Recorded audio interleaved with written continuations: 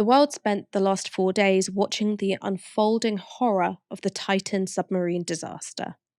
That's after the media spun out a story against a ticking clock, literally counting down the hours of oxygen they said was left for the 5 passengers aboard the vessel.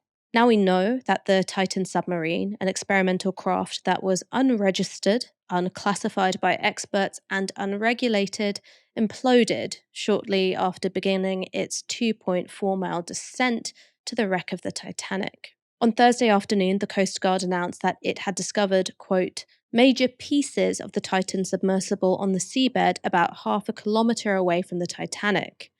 But the US Navy now reports that it picked up sounds of an implosion soon after the Titan lost contact on Sunday.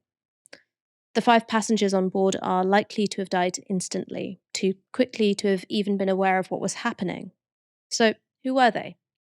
77-year-old Paul-Henri Nargeolet, also known as Mr. Titanic, was a French deep-sea diver and Titanic expert. Also on board was 58-year-old Hamish Harding. The British-born billionaire who lived in Dubai, where his aviation business was based, was a thrill-seeker, having also gone into space with Jeff Bezos' Blue Origins mission last year. 48-year-old Shahzada Dawood was a businessman from one of Pakistan's wealthiest families. Another billionaire, he lived with his family in Surbiton, London. Suleiman Dawood was Shahzada's 19-year-old son. A student at Strathclyde University where he was studying business, Suleiman enjoyed science fiction, volleyball, and Rubik's Cubes. Speaking to Sky News after news of the implosion, his aunt, Azem Dawood, revealed this. That's the thing about Suleiman. He had a sense about things, and he had a sense that this was not okay, and he was not very comfortable about doing it. He was very, very not into doing it, but it was a Father's Day thing. It was a bonding experience, and he wanted the adventure of a lifetime, just like his father did. That's just horrific. I think all of us can relate to the idea of doing something we don't want to out of love for somebody close to us. And the idea that it resulted in such a dreadful end for someone whose life was just beginning, really, is awful.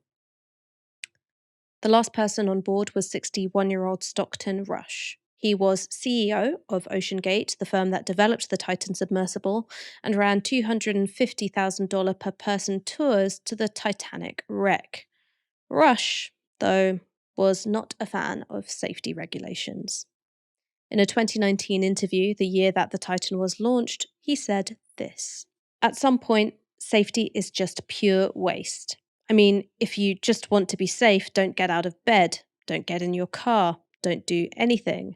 At some point, you're going to take some risk, and it really is a risk-reward question. I think I can do this just as safely while breaking the rules. And in a further interview that year, he said this. There hasn't been an injury in the commercial sub-industry in over 35 years. It's obscenely safe because they have all these regulations, but it also hasn't innovated or grown because they have all these safety regulations. This was Rush speaking in an interview just last year. I'd like to be remembered as an innovator. I think it was General MacArthur said, you're remembered for the rules you break. And, I've broken some rules to make this.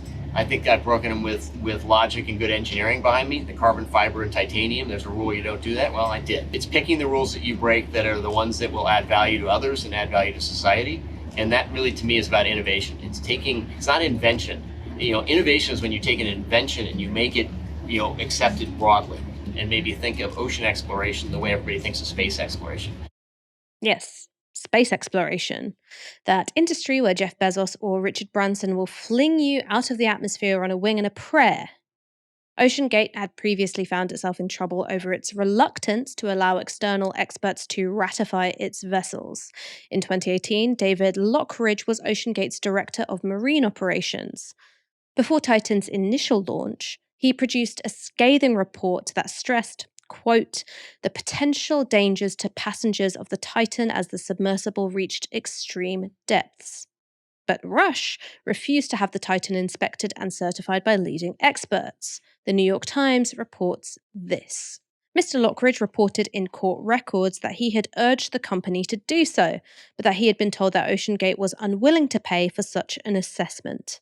After getting Mr. Lockridge's report, the company's leaders had a tense meeting to discuss the situation, according to court documents filed by both sides. The documents came in a lawsuit that OceanGate filed against Mr. Lockridge in 2018, accusing him of sharing confidential information outside the company. In the documents, Mr. Lockridge reported learning that the viewport that lets passengers see outside the craft was only certified to work in depths of up to 1,300 meters. That is far less than would be necessary for trips to the Titanic, which is nearly 4,000 meters below the ocean's surface. The paying passengers would not be aware and would not be informed of this experimental design, lawyers for Mr. Lockridge wrote in a court filing. There were warnings from others as well. Also in 2018, nearly 40 oceanographers, industry experts, and deep-sea explorers signed a letter urging Rush to allow experts to monitor the testing of the Titan. In these excerpts from that letter, DNVGL refers to a submersible risk assessment. Our apprehension is that the current experimental approach adopted by OceanGate could result in negative outcomes from minor to catastrophic that would have serious consequences for everyone in the industry. Your marketing material advertises that the Titan design will meet or exceed the DNVGL safety standards. Yet it does not appear that OceanGate has the intention of following DNVGL class rules. Your representation is, at minimum, misleading to the public and breaches an industry-wide professional code of conduct we all endeavour to uphold.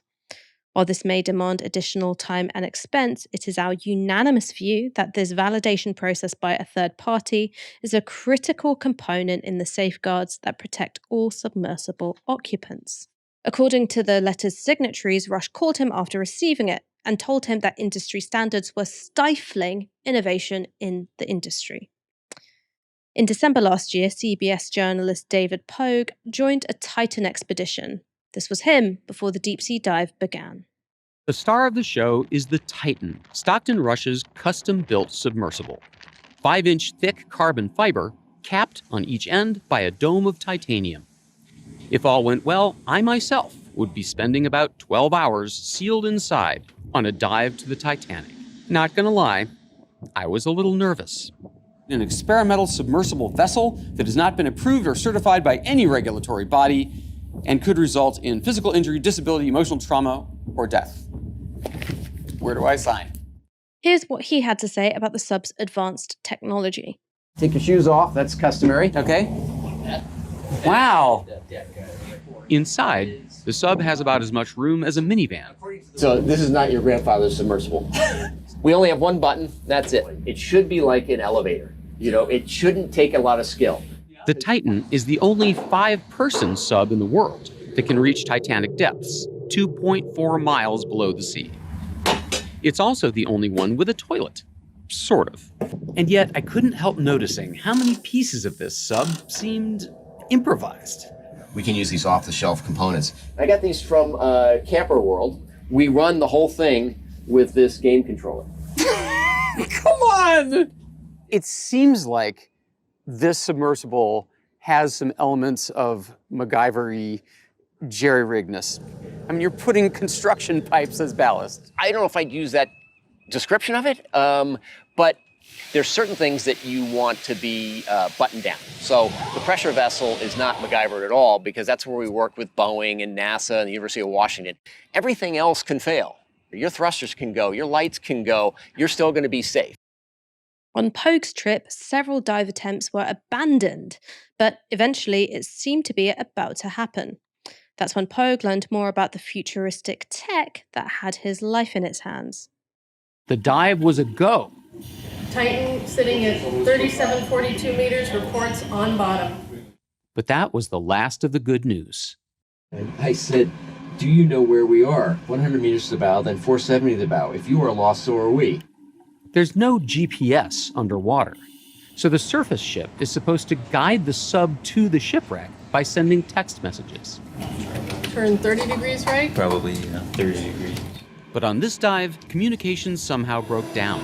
The sub never found the wreck. You heard that right. Text messages. They were relying on text messages. I can't even get a text back from people I date, and yet I'm going to rely on getting them from a ship so that I can emerge unharmed and unscathed from depths of miles under the ocean.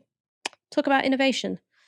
That journalist did eventually get to the Titanic on the submersible's last effort. The Titan is now on the bottom of the ocean. The bodies of its passengers will never be recovered. There's a tragic irony here. The innovations in the Titanic's hull were believed to render it unsinkable, so much so that warnings of a nearby iceberg were ignored, leading to the deaths of hundreds. Warnings were also ignored by the owners of the Titan as well as their customers, costing its disruptor CEO and super wealthy passengers their lives as well. Mike, is this a classic story of a lack of regulation leading to the loss of life? I think it is, and the fact that this was so avoidable makes it really hard to stomach because there were warnings.